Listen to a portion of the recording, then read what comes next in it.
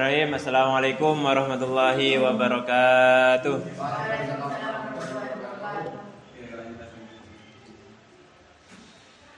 Perkenalkan, nama saya Imam Baidowi dengan NIM 211D10023 dengan prodi Pendidikan Ekonomi Universitas PGRI Argopuro Jember. Baik, di sini saya akan memaparkan sebuah materi tentang ragam strategi pembelajaran, di mana dosen pengampunya yaitu Ibu Neviani SPD MM. Lebih jelasnya saya akan menjelaskan satu persatu tentang ragam strategi pembelajaran. Di sini rumusan masalah yang saya ambil yang pertama itu tentang pengertian strategi pembelajaran. Apa itu strategi pembelajaran secara umum? Rumusan masalah yang kedua yaitu tentang ragam-ragam ataupun macam-macam strategi pembelajaran yang bisa kita pakai dalam lingkup pendidikan, seperti itu. Yang pertama, pengertian strategi pembelajaran. Strategi pembelajaran adalah pendekatan menyeluruh dalam suatu sistem pembelajaran yang berupa pedoman umum dan kerangka kegiatan untuk mencapai sebuah tujuan umum dalam pembelajaran, terutama dalam pendidikan. Jadi, pengertian secara umum, strategi pembelajaran itu ialah sebuah pendekatan menyeluruh, baik yang dilakukan antara guru ke siswa ataupun ke tenaga pendidik ke pendidik dalam suatu sistem pembelajaran, baik itu misal tingkat SD, SMP ataupun seterusnya. Di mana dalam sistem pembelajarannya itu terdapat pedoman umum, terdapat tata cara ataupun kerangka kegiatan yang harus dilalui dalam proses untuk mencapai sebuah tujuan, seperti itu. Selanjutnya kita bahas tentang macam ataupun ragam-ragam strategi pembelajaran. Di sini ada 7 ragam strategi yang saya ambil ya. Yang pertama itu strategi pembelajaran expository. Apa itu pembelajaran expository? Strategi pembelajaran expository adalah strategi pembelajaran yang menekankan strategi proses penyampaian materinya secara verbal dari guru terhadap siswa dengan maksud agar siswa dapat menguasai materi pembelajaran secara optimal. Jadi strategi yang pertama ini ya strategi yang pada umumnya dipakai di mana saja, baik itu di SD ataupun di SMP, SMA sederajat, itu biasanya menggunakan strategi pembelajaran expository. Karena pembelajarannya itu kan strateginya guru ataupun tenaga pendidik itu menyampaikan materi secara verbal, secara langsung kepada siswanya. Sehingga siswa itu hanya mendengarkan dan menyimak apa yang diterangkan ataupun apa yang dijelaskan oleh seorang guru. Itu strategi yang pertama. Yang kedua, ada strategi pembelajaran yang berbasis masalah. Apa itu? Ialah strategi yang berbasis masalah yang mengutamakan proses belajar, di mana tugas guru harus memfokuskan diri untuk membantu siswa mencapai keterampilan mengarahkan diri. Jadi strategi yang kedua ini lebih khusus ataupun lebih dalam praktek pencapaian keterampilan seorang siswa. Seorang diri siswa itu bagaimana memfokuskan untuk meraih ataupun mencapai keterampilan apa yang mereka miliki. Jadi tugasnya guru itu fokus pada pencapaian keterampilan dalam mengarahkan diri dari siswa itu.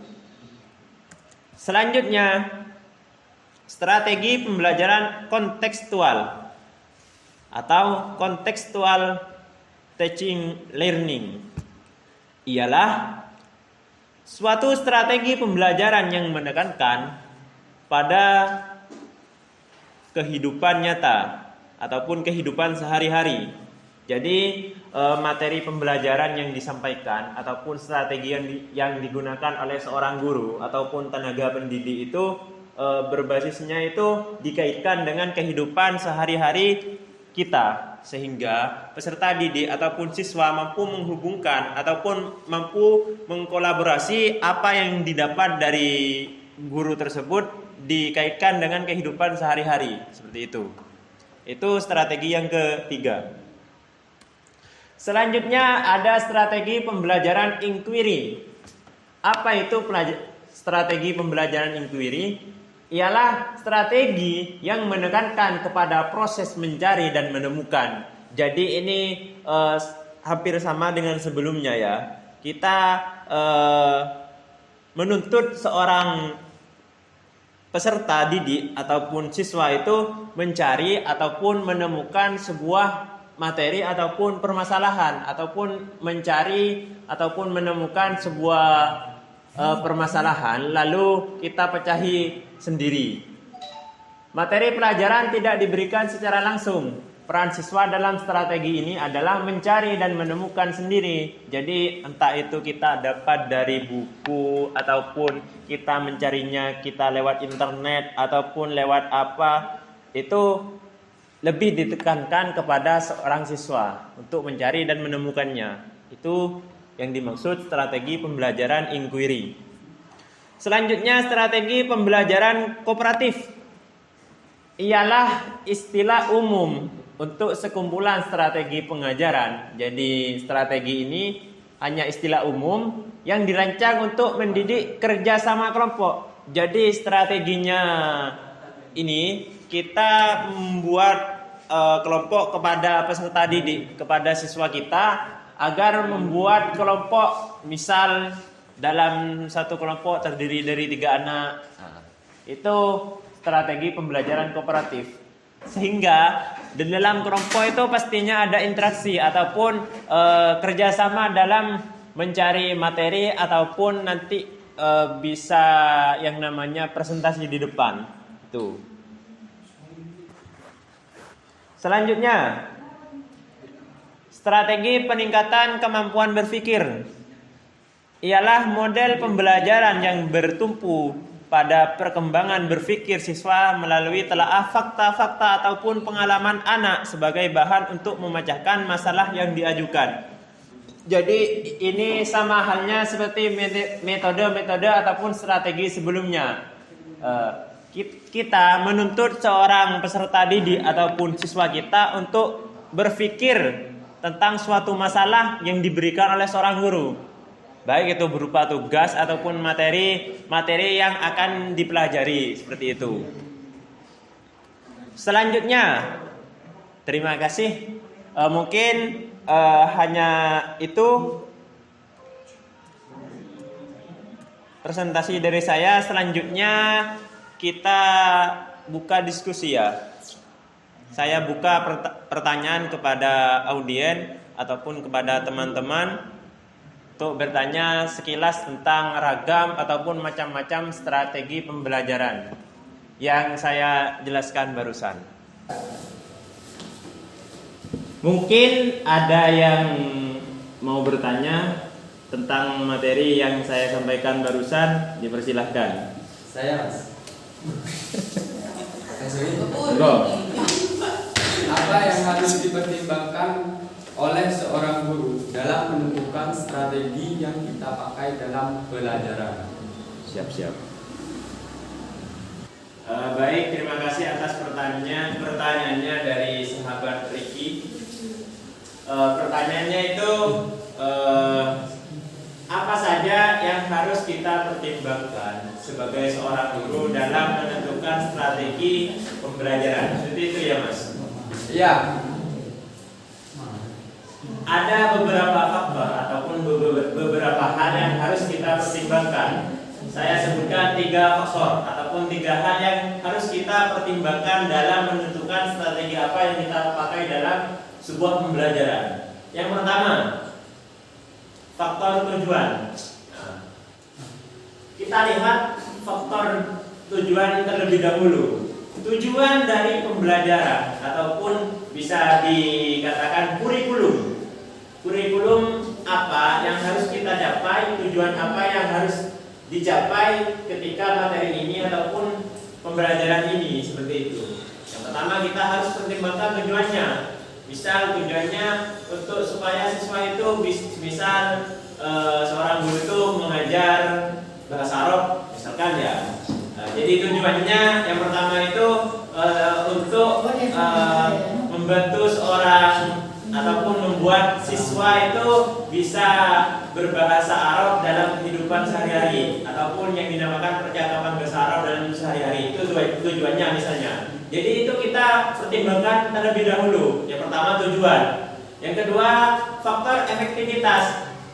Nah, faktor yang kedua ini kita pertimbangkan strategi yang kita ambil, yang kita pakai, apakah efektif yang mana? Misal yang pertama tadi ada strategi pembelajaran inquiry. Misal itu efektif enggak gitu bagi siswa kita, bagi siswa saya gitu. Kalau misal efektif bisa berjalan sesuai dengan apa yang kita harap, apa yang kita inginkan. Nah, itu bisa kita pertimbangkan. Faktor yang kedua. Selanjutnya faktor yang terakhir itu faktor kemampuan guru atau siswa. Nah, ini faktor yang paling penting. Mengapa? Karena setiap siswa ataupun setiap guru itu memiliki kemampuan yang berbeda. Ada siswa yang cepat ya, misal cepat tangkap ataupun ada katakanlah ada siswa yang pintar gitu. Ada yang kurang pintar seperti itu. Dan juga ada faktor kemampuan guru. Ada yang guru itu apa ya, bisa dikatakan lancar ketika menjelaskan ataupun masih belajar, masih baru-baru mengajar, itu kan biasanya masih ada beberapa faktor yang menghambat. Jadi ada 3 faktor yang harus kita pertimbangkan. Jadi kita pertimbangkan tujuannya, lihat dulu tujuan dari pembelajarannya itu apa, efektivitasnya seperti apa, dan juga faktor kemampuan dari guru dan siswa. Jadi ketika kita melihat 3 faktor, nanti kita bisa apa ya, menentukan ataupun memilih strategi apa yang bisa kita pakai seperti itu. Mungkin sekian penjelasan ataupun tanggapan dari saya terkait dengan pertanyaan dari Mas Riki. Apa bisa diterima, Mas? Sudah. Oh, alhamdulillah. Mungkin sekian presentasi dari saya ya. Kurang lebihnya saya mohon maaf apabila ada tutur kata ataupun penjelasan yang kurang dari saya kepada teman-teman semuanya. Saya akhiri, wallahul muwaffiq ila aqwamit thoriq. Assalamualaikum warahmatullahi wabarakatuh. Waalaikumsalam